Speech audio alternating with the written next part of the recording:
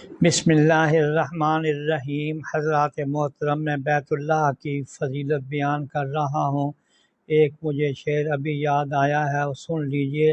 دنیا کے بت کدے میں پہلا وہ گھر خدا کا، ہم اس کے پاسباں ہیں وہ پاسباں ہمارا۔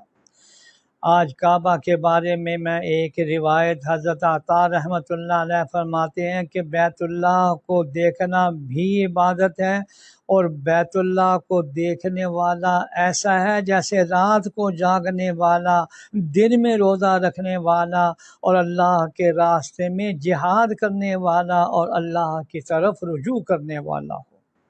اور ایک حضرت عطا سے منقول ہے کہ ایک مرتبہ بیت اللہ کو دیکھنا 1 سال کی نفل عبادت کے برابر ہے۔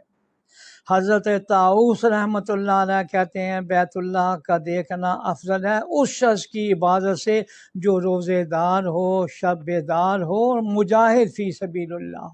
آپ اندازہ لگائیں کہ بیت اللہ کو دیکھنا کتنی بڑی نعمت ہے۔ یہ حجاج ہیں، عمرہ کرنے والے ہیں، کتنی بڑی نعمتیں اللہ ان کو عطا فرماتے ہیں۔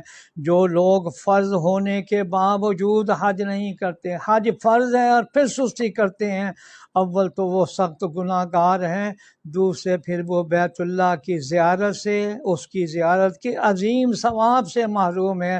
کیا انہیں اس اجر و ثواب سے محروم رہنا گوارا ہے؟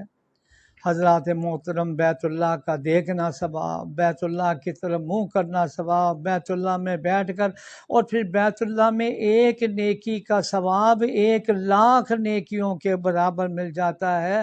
120 رحمتیں روزانہ آپ ابھی سن آئے ہیں کہ بیت اللہ پر نازل ہوتی ہیں۔ یا اللہ، جو لوگ بھی عمرہ اور حج کے لیے جائیں ان کو بیت اللہ کی یا اللہ زیادہ سے زیادہ فضیلت حاصل کرنے کی توفیق عطا